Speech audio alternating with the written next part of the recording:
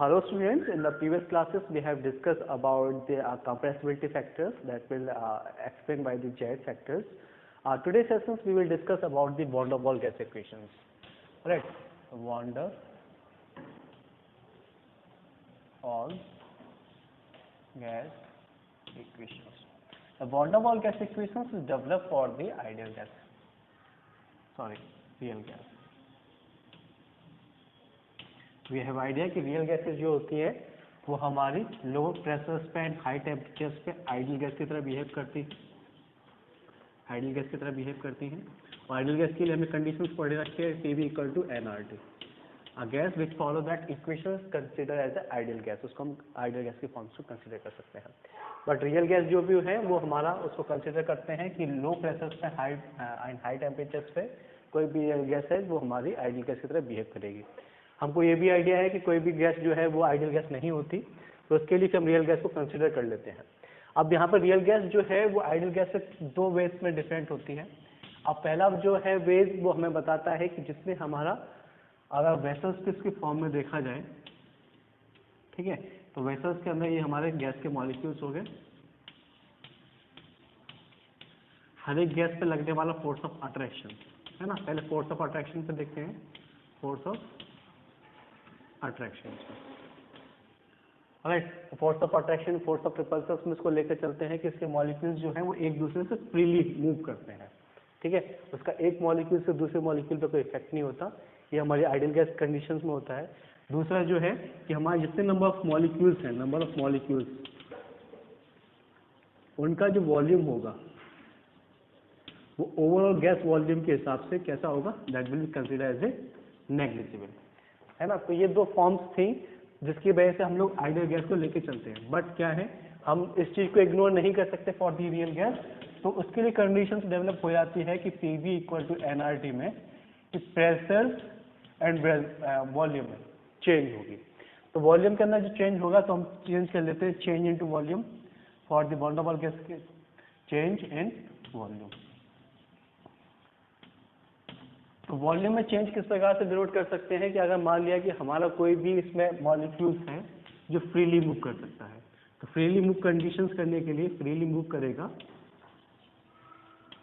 ठीक है, तो फ्रीली मूव करने पे इसका जो वॉल्यूम होगा तो वॉल्यूम से टोटल वॉल्यूम जो होगा दैट विल बी लेस।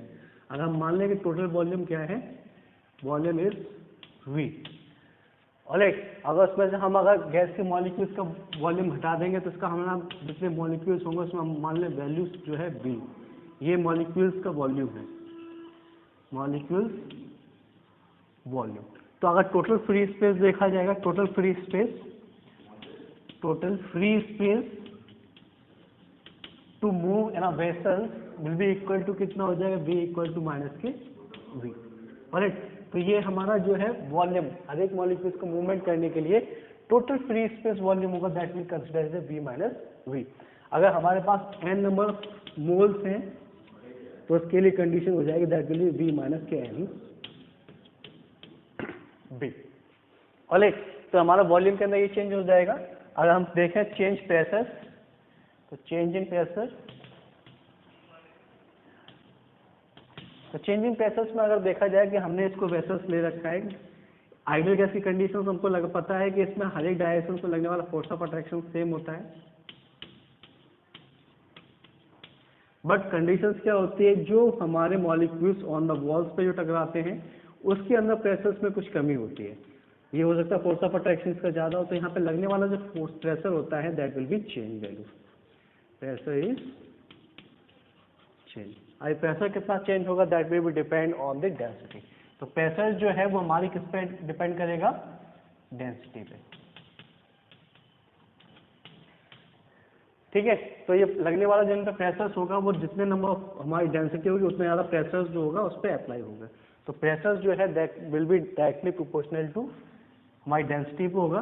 तो प्रेशर और डेंसिटी जो है हमारी density which is inversely proportional to its volume. तो डेंसिटी जो है वो हमारी इनवर्सली प्रोपोर्शनल होती है वॉल्यूम्स की। तो इसको हम अगर प्रेशर्स की फॉर्म में इस इक्वेशंस को डेवलप करें तो क्या होगा, P is inversely proportional to density square is inversely proportional to V square। ठीक है। तो प्रोपोर्शनलिटी के साइन हटा देंगे, तो प्रोपोर्शनलिटी के साइन हटाने पे a/v², a veg constant value है यहाँ पे, ठीक है। तो यहाँ पे एक a² को लेके चलेंगे। अगर हम उसकी बात करें for the n number of moles के लिए, n मोल्स के लिए, तो यहाँ हो जाएगा P will be equal to a plus n, ठीक है। तो प्रेशर कितना चेंज होगा, pressure will be change equal to a² upon v²। यहाँ प्रेशर की वैल्यू में हम इसको वैल्यू रख देंगे P प्लस P में, ठीक है, और प्लस वॉल्यूम के अंदर जितना चेंज है n माइनस v में इक्वल टू nRT। इसमें प्रेशर की वैल्यू हम चेंज करेंगे तो क्या हो जाएगा, that will P plus an² upon v² plus v minus के nv equal to nRT। This will consider as a van der Waals gas equations. इसको हम कंसीडर करेंगे von der Waals gas equations के हिसाब से, ठीक है। If we talking about the units of a and B,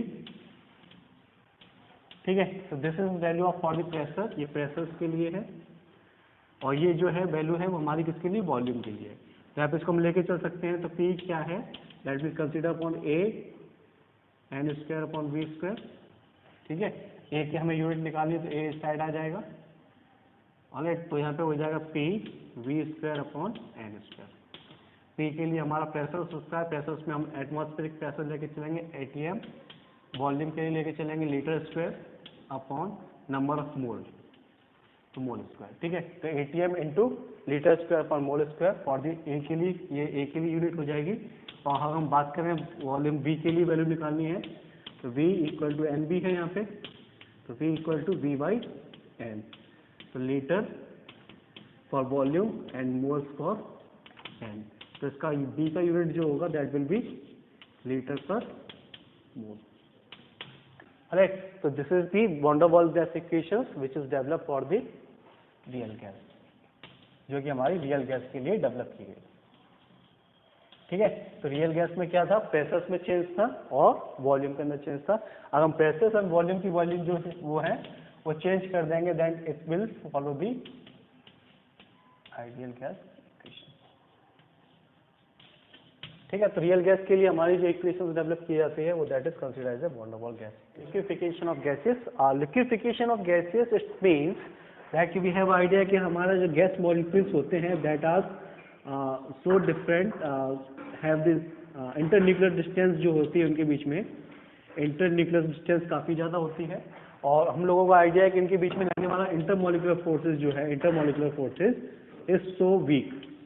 molecular forces जो होता है काफ़ी ज़्यादा वीक होता है, जिसकी वजह से इसके मॉलिक्यूल्स जो है काफ़ी दूर दूर तक जाते हैं। In the process of the liquefaction में क्या है कि हम टेम्परेचर एंड प्रेशर्स के through, by the help of temperature and pressure के थ्रू हम क्या कर सकते हैं, किसी भी गैस को लिक्विड के अंदर कन्वर्ट कर सकते हैं।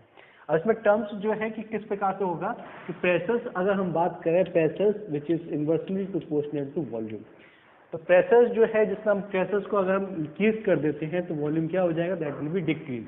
तो किसी भी गैस चैम्बर के अंदर इसको हम क्या कर सकते हैं, इसमें प्रेशर्स को जैसे जैसे इंक्रीज करते जाएंगे यहाँ से, ऑलराइट, यहाँ से प्रेशर्स को जैसे हम इंक्रीज करेंगे तो इसका वॉल्यूम क्या होता जाएगा, दैट विल बी डिक्रीज। तो वॉल्यूम डिक्रीज होने पे इसकी इंटरन्यूक्लियर डिस्टेंस होगी, इंटर न्यूक्लियस डिस्टेंस जो होगी दैट विल बी मिनिमाइज, और इंटरन्यूक्लियर डिस्टेंस मिनिमाइज होने की वजह से इंटरमॉलिक्यूलर फोर्स ऑफ अट्रैक्शन जो होगा दैट विल बी इंक्रीज।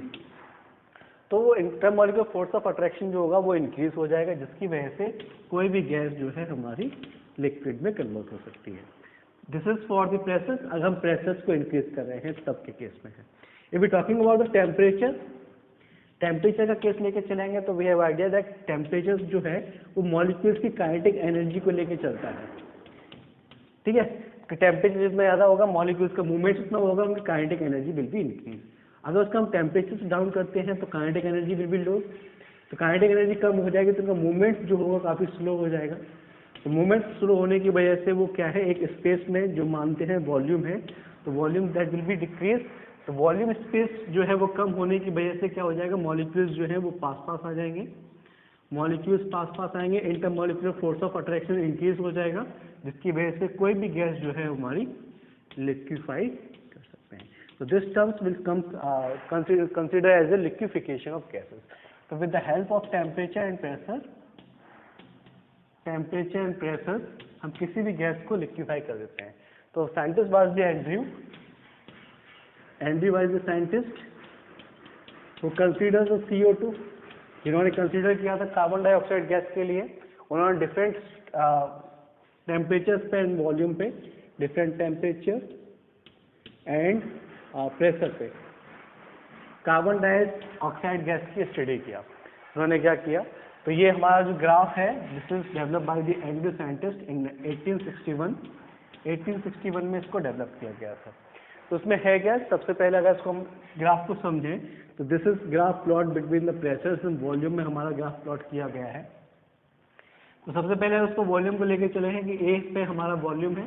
अब उसमें हमने प्रेशर्स को इंक्रीज किया है, तो इंक्रीज प्रेशर्स करने पे उसके वॉल्यूम में देखेंगे तो वॉल्यूम क्या हो रहा है, there is decrease in volume. तो उसमें वॉल्यूम में कमी हो रही है. फिर at the point of B to C, B से हमारा क्या होता है, that will convert into the gas, जो है वो हमारी लिक्विड में कन्वर्ट होना चालू हो जाती है. तो दिस फॉर्म जो है वो हमारी गैस प्लस लिक्विड की फॉर्म में है. और ये यहाँ B से लेकर C तक के लिए जो पॉइंट है तो उसके लिए टेम्परेचर विल बी कांस्टेंट. तो टेम्परेचर के लिए कंडीशंस क्या है, टेम्परेचर जो है वो हमारा कांस्टेंट रहेगा. ठीक है. तो जो गैस हमारी C तक जो है वो लिक्विफाई होगी. C के बाद क्या होगा, गैस जितनी भी है वो लिक्विफाई होने के बाद उसमें एकदम जो ओवरऑल होगा वॉल्यूम उतना कम नहीं होगा. वॉल्यूम जो है वो कम उतना नहीं होगा जितना हमारा प्रेशर्स में इंक्रीमेंट हमारा इंक्रीज हो जाएगा. ठीक है. तो this is the graph ABCD, जिसमें हमारा A से लेके B तक हमने क्या किया है, वॉल्यूम को कम किया है, प्रेशर को इंक्रीज किया है तो वॉल्यूम कम हुआ है. B से लेके C तक जो है वो लिक्विफिकेशन हुआ है. और C से लेके D तक की बात की जाए तो यहाँ पे हमारा लिक्विफिकेशन कंप्लीट हो गया है. और यहाँ पे सीधा का सीधा हमारा जो इफेक्ट पड़ा है that will be effect of pressure. तो डिफरेंट टेम्परेचर्स पे ये हमारा टेम्परेचर जो है दैट इज 13.1 डिग्री सेल्सियस. दूसरा जो हमने टेम्परेचर ले रखा है 21.5 डिग्री सेल्सियस. इसमें E से लेके F तक के लिए वॉल्यूम में हमने डिक्रीज किया हुआ है और प्रेशर्स में इंक्रीज किया हुआ है. तो ये हमारा इक्विलिब्रियम पॉइंट यहाँ पे डेवलप हुआ है F से लेकर G तक, कि जिसपे हमारा गैस से लेकर लिक्विड का फॉर्म रहेगा. और G से लेके S तक जो है उसमें वॉल्यूम में काफी कम चेंजेस होगा. ज़्यादातर मोस्ट ऑफ चेंज जो होगा that will be change in pressure. और उससे अधिक अगर ये बात की जाए ABCD EFGHIJ, ठीक है. Third graph we have talking that हमने जो प्रेशर्स कम किया है, ठीक है, प्रेशर्स को इंक्रीज किया, वॉल्यूम कम हो जाएगा. तो एक पॉइंट ऐसा होगा जिसमें हमारा क्या होगा कि सीधा सीधा उसमें लिक्विफिकेशन नहीं होता. सीधा हमारा क्या होता है कि आप क्रिटिकल टेम्परेचर्स को उसको हम बोलते हैं टेम्परेचर्स, क्रिटिकल टेम्परेचर्स, कि उससे वैल्यू जो भी है उस टेम्परेचर पे हम जाएंगे. तो उस टेम्परेचर से कितना ही प्रेशर्स को हम इंक्रीज करते जाएं, ठीक है, प्रेशर्स कितना भी इंक्रीज कर दें तो वो हमारी गैस क्या होगी, that will not be in liquefy. तो इस टेम्परेचर को हम कहते हैं क्रिटिकल टेम्परेचर. ठीक है. अब टेम्परेचर्स वेयर कि हमारा उस पर कितना भी प्रेशर्स को इंक्रीज करते रहे हमारी गैस जो है वो लिक्विफाई नहीं होगी. तो उस टेम्परेचर्स को हम कंसीडर करते हैं as a critical temperature. At that point critical temperature पे जो हमारा स्पेसिफिक वॉल्यूम होगा उसको हम टर्म्स लेके चलते हैं क्रिटिकल वॉल्यूम, क्रिटिकल वॉल्यूम. और उस क्रिटिकल टेम्परेचर पे ही हमारा जो प्रेशर होगा that will consider as a critical pressure, critical pressure. तो क्रिटिकल टेम्परेचर पे जो वॉल्यूम है हमारा वो क्रिटिकल वॉल्यूम की फॉर्म में लेके चलते हैं. और क्रिटिकल टेम्परेचर पे जो प्रेशर होगा that will consider as critical pressure. Critical pressure या क्रिटिकल टेम्परेचर पे अगर हम मान लें कि उसमें 1 मोल ऑफ गैस है वॉल्यूम में तो वो हमारा कंसीडर होगा एज अ क्रिटिकल वॉल्यूम. ठीक है. तो क्रिटिकल वॉल्यूम डेवलप होगा. अगर इसकी फॉर्म में उससे ऊपर अगर हम टेम्परेचर्स पे जाते हैं तो टेम्परेचर्स पे क्या है कि हाइपरबोलिक इक्वेशंस डेवलप होती है. ग्राफ हाइपरबोलिक होता है तो ये हमारा फॉलो अप करता है बॉयल्स लॉ को.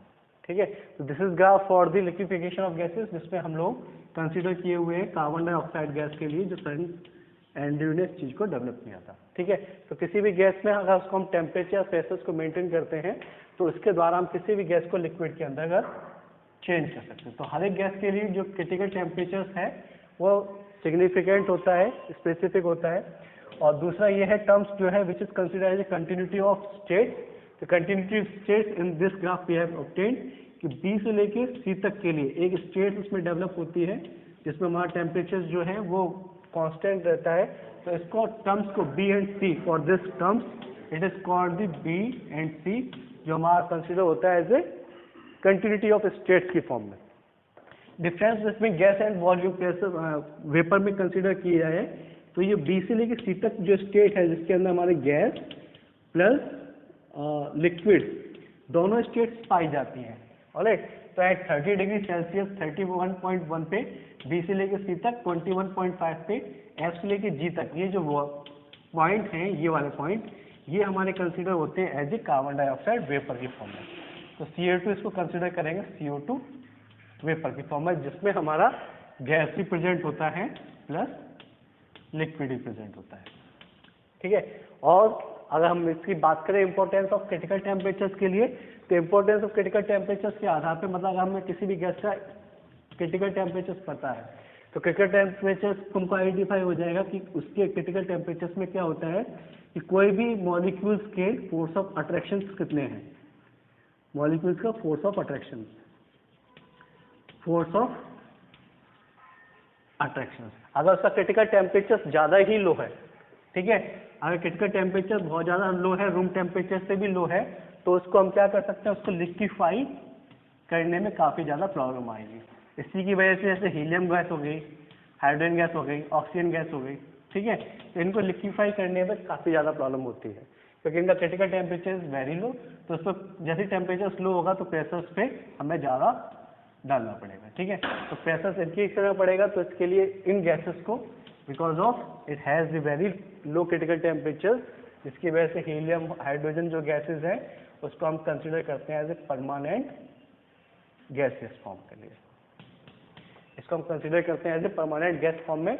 और इसकी इंपॉर्टेंस की वजह से अगर उसको देखें क्रिटिकल टेम्परेचर की वजह से ही हम किसी भी गैस के क्रिटिकल प्रेशर और क्रिटिकल वॉल्यूम को कैलकुलेट कर सकते हैं। Alright, so this is all about the liquefaction of gases, how to be obtained by the critical temperature by the liquefaction of gases. Thank you.